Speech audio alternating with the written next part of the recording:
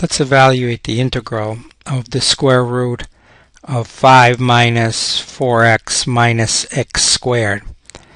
Now we'll be using trigonometric substitution, but first we would have to modify the polynomial inside the radical in order to use the standard form of trig substitution. Our polynomial is 5 minus 4x minus x squared.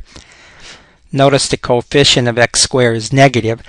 What I recommend in case like that is to first multiply the polynomial by minus 1. So 5 minus 4x minus x squared multiplied by minus 1 gives us x squared plus 4x minus 5. We're now going to complete the square. So the coefficient of x is 4. Dividing that by 2 is 2. Squaring that is also 4. So we're going to need add 4 and subtract 4. So I added a 4 right here and subtracted a 4 right over here. Net is 0. We still have x squared plus 4x minus 5. But now x squared plus 4x plus 4 is x plus 2 squared. And then minus 5 minus 4 is minus 9.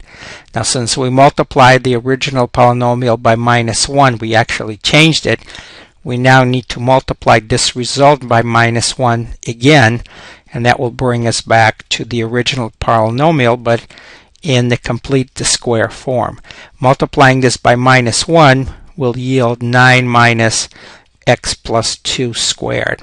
Now the plus here doesn't change when we multiply by minus 1. Only this minus gets changed. So before we had minus 9, now it's plus 9. We had plus x plus 2 squared, now it's minus x plus 2 squared.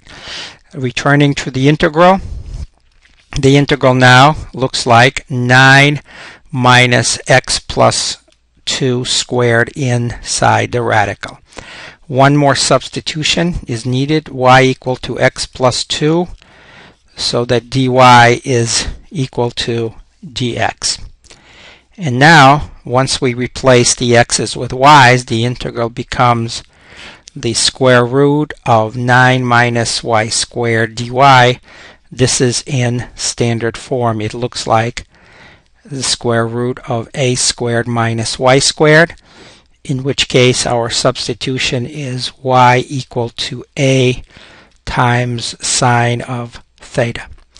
In our problem, we match the constants, so a squared matches to 9 and a is 3. So our substitution is y equal to 3 times sine of theta. And dy is 3 times cosine of theta d theta. Let's match what's inside the radical. We square y squared is 9 times sine squared theta, and 9 minus y squared is equal to 9 minus 9 sine squared theta, which is 9 times 1 minus sine squared of theta. And of course that's 9 cosine squared of theta. Plugging that into our integral so that all the y's now change to thetas. We had square root of 9 minus y squared. 9 minus y squared is 9 cosine squared of theta. And then dy is 3 cosine theta d theta. We'll assume square root of cosine squared is cosine, so our integral becomes 3 cosine theta times 3 cosine theta d theta, which is of course 9 times the integral of cosine squared of theta. Now this integral was derived earlier in an earlier video. You can look that up. The thing that we did was take 9, that the coefficient was in front, and use the trig identity. Cosine squared is 1/2 times 1 plus cosine of 2 theta. So both of these are now easily integrable. We have 9/2 in front. The integral of 1 with respect to theta is theta. The integral of cosine 2 theta is 1/2 times sine of 2 theta. So this is 9/2 times theta plus 1/2. We'll use the trig identity. Sine of 2 theta is 2 times sine theta times cosine theta. And we end up with 9/2 times theta plus sine theta cosine theta. Now, our substitution was y equal to 3 times the sine of theta. Therefore, sine of theta is y over 3. And so theta is equal to inverse sine of y over 3. Now, that's the same thing as arc sine in some books. And we draw the triangle. Right triangle here, angle theta. Sine is opposite over the hypotenuse. The missing side here is the square root of 9 minus y squared by Pythagorean theorem. Our final answer then, in variable y, is 9/2 times theta, which is inverse sine of y over 3, plus sine of theta, that's y over 3, times cosine of theta, and cosine is the adjacent, which is 9 minus y squared over the hypotenuse, which is 3.